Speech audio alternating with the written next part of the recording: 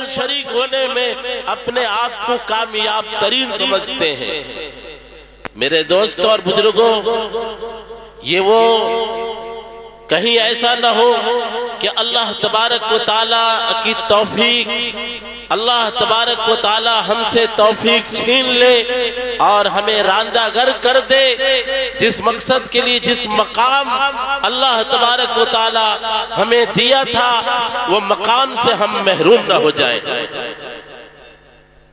इसीलिए ये आवाज जहां जहां तक जाती है और ये आवाज आपके कानों में अगर पड़ती हो, तो मैं यहाँ वहाँ खड़े होने वालों से दरखास्त बार बार कर रहा हूँ, आज आपका रास्ते घाट में चलना फिरना नहीं, दुकानों को देखना नहीं, दोस्तों से गुफ्त व शुनीद नहीं, बल्कि मगा मगा कशा कशा आप महफिल में आ जाए, क्योंकि उलमा कराम भी आ चुके हैं। आपके आने पर जलसे का शुरुआत किया जाएगा, अभी जलसा शुरू नहीं हुआ है। बसा औकात लोगों का ये तान, ये तशनी बराबर का हुआ करता है कि इतना वक्त ले गए, इतना टाइम ले गए, ऐसा करना था, उनको बैठाना था, उनको नहीं बैठाना था। ये राय, ये बातें आम तौर से अवामुन्नास में हुआ करती है, मगर उन्हीं को हम देखते हैं कि शादी से भी और वलीमा से भी कहीं ज्यादा बेतौकीरी जलसों का, महफिलों का करते हैं। शादी में, वलीमा में अगर 12 बजे की आने का टाइम हो तो ये हजरत पहुंचते हैं 3 बजे 2 बजे, और जलसे का भी यही हशर। आज हमारे लोग, हमारे ईमान वाले, दीन वाले, और कितने ऐसे लोग हैं मुहक्किक, मुज्तहिद, मुफस्सिर, दाई बहुत मिलेंगे कि ये जलसे से क्या होता है, जलसे में क्या मिलेगा।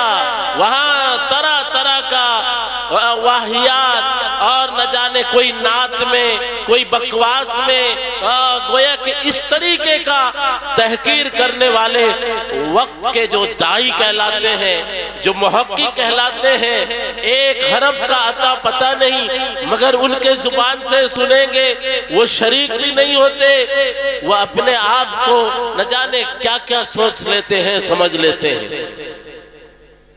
आप हजरात मौका गनीमत समझकर जितने जल्द से जल्द जलसगाह में आ जाए, ताकि हमारा जलसा बाज़ाब्ता शुरू कर दिया जाएगा। इसलिए अभी जलसा शुरू हुआ नहीं है।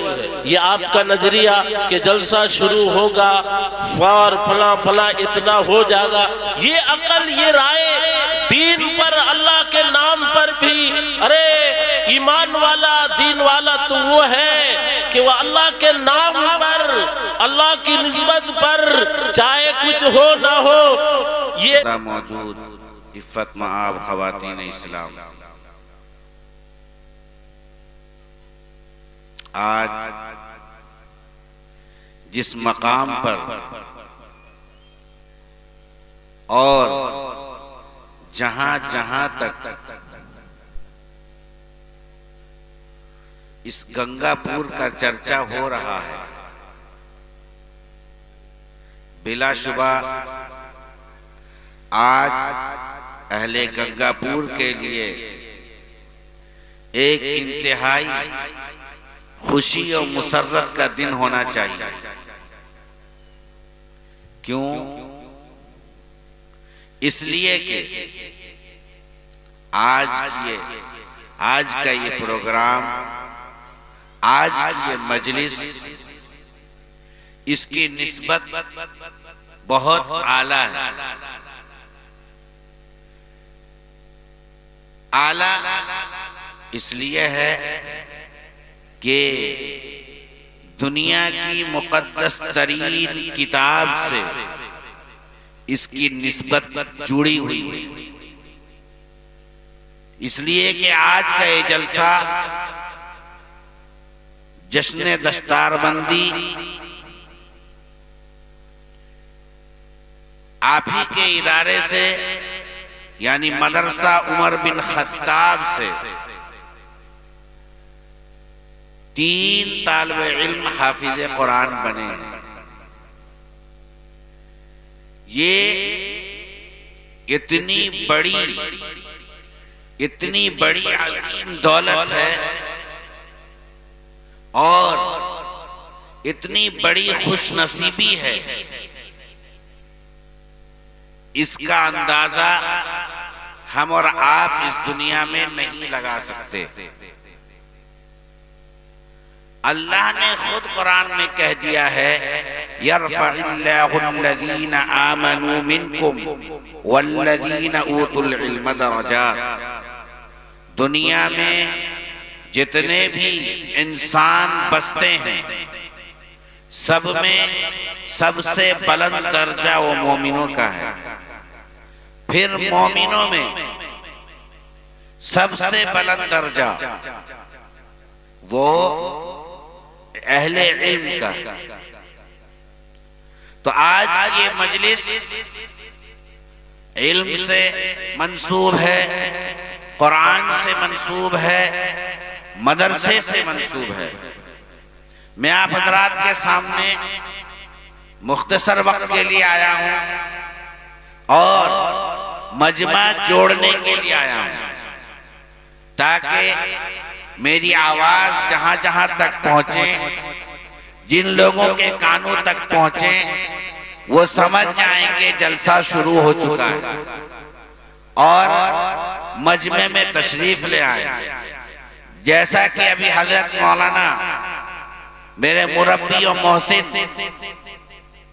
हजरत मौलाना यूनुस साहब ने आप हजरात को बताया कि ऐसी मजलिसें हैं जिनमें अल्लाह की रहमतें बरसती हैं, अल्लाह के फरिश्ते इस मजलिस में फर्शे राह होते हैं, इस मजलिस में आने वाले को मगफिरत का परवाना मिलता है। तो ये हम और आपके लिए इससे बड़ी दौलत हो ही क्या सकती है।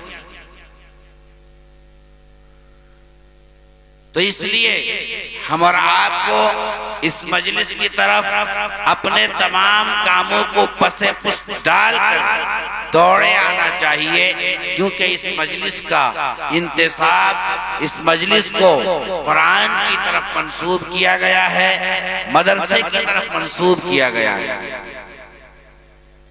मेरे मोहतरम बुजुर्गों, दोस्तों, मदारिस इस्लामिया ये दीन के किले हैं, इस्लाम के मुहाफिज खाने हैं।